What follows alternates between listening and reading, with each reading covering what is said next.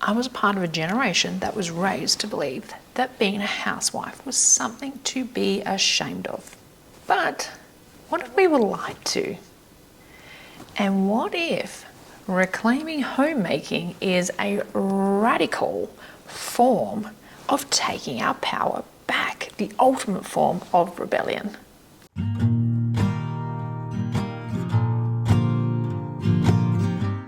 As an elder millennial, I was definitely taught to run from the home and to run from anything traditional.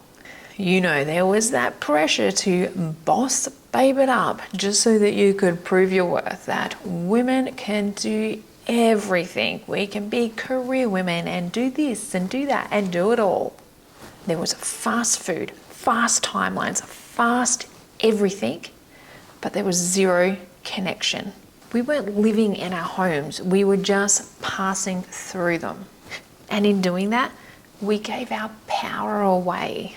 So for me, most of my life, the longest I can remember, I hated cooking. It just felt like such a chore, and I was just always so busy that it was like the last thing on my mind. So I aimed for quick and convenience. So last year I started just baking and experimenting with baking just for fun, making fun things like cookies. And I didn't do it for the need to feel like I needed to impress anyone or, you know, for some sort of result or because I had to. And I just did it because I just wanted to and I had fun doing it. And during this process of starting to bake, something happened. It was something that became fun. I really enjoyed it. I enjoyed making a mess in the kitchen. I enjoyed the end result. And then, of course, giving the end result to my boys and then just seeing how lit up they were, especially my son. You know, like it became a novelty that he had his mum make him something and he loved it and it was delicious. And in that moment, there was that I sort of felt alive and connected, so connected to my family through this little act of nurturing. You know, it was in that moment I just realized how I was in the present and how alive that I actually felt. And I wasn't trying to be the perfect mum or wife in that moment. And it just felt so right. That sort of moment had such a flow-on effect as well because I started baking more. And then the baking led to cooking, and then cooking from a place of joy, not a chore. So the more that I did this, the more that I started looking back through the old ways, and in particular about homemaking. Now, I'm not talking about the 1950s, the perfection, the Stepford wives, or the, you know, beautiful crafted Pinterest things that you can see online. And I guess not necessarily like the old school way of being like a full stay-at-home mum either. And not that there's anything wrong with that.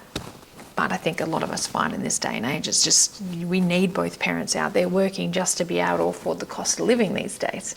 But the more I looked into it, the more I started realizing how it's something that I could, you know, modernize to fit my life and how soft and sacred that it actually was. And working within the rhythms and cycles of the home, it actually allowed me to reclaim so much time back. But more so, it helped me to reclaim control back into our lives instead of giving it away to convenience and, you know, take that power back for ourselves.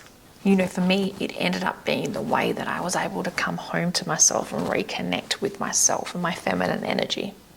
So for me, what I did was I modernized homemaking, so working out how I could make it work for my real life as it is now. It was something that I was able to work with and to break things down and make things easier, so I wasn't working against it all the time. And now I get to live in rhythms that actually give me my time back, that have processes and structure in place so that things are easier to manage and that I get my weekends back to be able to spend with my family. So I think a couple of things that we really need to realize is that we actually move in rhythms and cycles. So if you have a look at something like the daily 9 to 5, that is a very masculine cycle. Because with masculine energy, they have the ability to recharge every night. So they'll do their energy flows on a daily basis, right? So with women though, we have we move in monthly cycles. And I think the thing that's really important to realize is that we're lunar, not linear. And that's okay. Like, it's good to have the difference, right? It's not one is better than the other. It's just that realizing that we are all built differently. And what I love about modernizing homemaking and really taking that power back is about being able to work with your own rhythms, your own cycles, your own energy. It allows you to honor your own energy and where you are at in that moment. You get to work with the ebbs and the flows, cocooning when you need to, then creating when you have the energy to do so. Following a homemaking rhythm, it means less burnout and more ease in your life. Some weeks I have more energy than others, so then I might get to do more things that I want to, and other weeks I don't, and I get to honor that place of where I am and that rest. What it's also done is allow me to align, because I'm slowing down and I'm creating this more time and space for myself, and I'm making things, I'm working smarter, not harder with a season, because I'm working within this rhythm and I've made the time and the space, and it's simplified so many other things for me. It means that I have time and space to start noticing the different seasons and working within those. So what that sort of means, right, is about cooking in tune with nature and learning about what's in season and what isn't, and using, that fresh produce. So it means that when I am cooking, my family is getting the best nutrients that are available at the time. When we're not in tune with that rhythm and living seasonally, and living seasonally is something that our parents and our grandparents and our great-grandparents used to do all the time. But today, it's a little skew-if, because what happens is when you go to the shops, food is just available all the time. And, and whether we're importing it from different places or, when we're looking at big brand supermarkets, they, snap freeze things and keep them, tucked away and bring them out when we sort of need them, right? But what that means is that we're not eating nutritionally dense food, And we become a little disconnected with the seasons because, everything is, if we're cold, we put the heater on. If we're hot, we put the air conditioner on. And it's sort of like one day just folds into the next because we're so busy that we don't stop to really notice the difference unless it's pouring down with rain or it's blaring with sun, is that you sort of forget, where those seasons change and what's happening. But when we slow down and we sort of go into this sort of homemaker, rhythm, what it means is that, as I said, we've created this time and space now, and you start noticing things more because you have more time, you're not as busy, and you start to notice when the seasons change. And then it allows you to be a little bit more in tune with the food that you buy and go, hey, this is actually not in season right now. And for me, that's, I do all my fruit and veg shopping at a fruit and veg market. So I know that they're not just importing things in that aren't in season. They work with the seasons as well, which helps me to work with the seasons.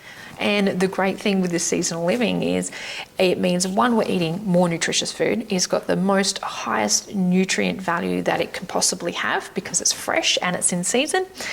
It also means that it's better on the budget, especially in this cost of living, because when you're eating food that's in season, that food tends to be cheaper because it's more readily available, as opposed to if you're eating that food it's not in season and they've imported it in, they've paid a lot more money for it, and therefore not as nutrient dense, but then also it's huge on your hip pocket, right? And part of that homemaking journey for me as well, because we are looking at the seasons and what food is in seasons and things like that, is that I've done so much more cooking from scratch, which means I've taken that control back of our food and what's going in it, rather than leaving it in the hands of other people who do not have our best interest at heart. All right, so you just need to read a label these days on food and to realize that it's so far removed from what actual food is meant to be, that it's just a bunch of dirty ingredients. So for me, homemaking allowed me to take that power back and that control back and start learning to cook from scratch, doing it from joy, but having these systems in place for tidying and cleaning and doing all the things in the home where everybody helps out, but everything is in a season that we're just, in a rhythm that we're just doing small little things daily, which just frees up so much more of your time. So for me, I am about a soft life rebellion. I am about slowing down, doing less, working smarter, not harder. That is my whole principle of life at the moment. So with homemaking, it is not about being busy all day in the house doing homework, like doing housework, or, you know, going out to work, coming in and just making sure that everything is picture perfect. Absolutely fucking not. It is about creating systems and rituals that make your life so much easier, that frees up your time to do the things that you love, to spend the time with the people that you want to spend them with, to do the important shit. I don't clean all day. I fucking hate cleaning, but I clean in a rhythm, small, every single day. I don't cook gourmet meals every night. In fact, I'm still learning how to cook. But what I do now is that I meal plan with intention. These small, consistent acts, they add structure without suffocation. It's not about adding more to your plate. It's about taking it away so that you've got more time to do the things that you want to do. So if you feel like that you have lost yourself in the noise, do you ever stop to think that maybe it's not you? Maybe you just need to come home. Have your home be a place, a sanctuary, a safe place, the place that as soon as you walk through that door that you just feel relaxed and at peace and at ease. You know, like realizing the importance of the home. And I feel like that's something that we've become so disconnected with in this day and age. You know, we're always about going out for dinner and going away on holidays and out. Now maybe it's time to replace some of that focus and bring it back home. So if you want to look at doing like a homemaking rhythm or living seasonally, I can assure you, you don't need a farm. You don't need this big glamorous vintage kitchen. You don't need hours upon hours of free time to make this happen. All you need is just a little courage to begin. Light a candle, cook an easy meal, and just reclaim the moment. Reclaim your femininity. This isn't about going backwards. This is about remembering what actually matters. So if this stirred something in you, I would love for you to subscribe if you haven't already. I would love for you to leave a comment below as well. And better yet, maybe share it with someone that you think needs to hear it, right? Share the news. We're not doing homemaking the old way. We're reclaiming it. We're modernizing it. We're doing it our way, a way that makes sense and ease in our life. And we're building something beautiful, one moment, one rhythm at a time. So this week, how about start having a look at that schedule? Start seeing where you can break things down to a daily rhythm that just makes sense for you. Thank you so much for joining me, and I can't wait to catch you in the next episode. Mwah! Fast everything. Oh, Bodie! Bodie! Rude. Get off my hair, that's annoying the crap out of me. Get in the fucking ponytail, would ya?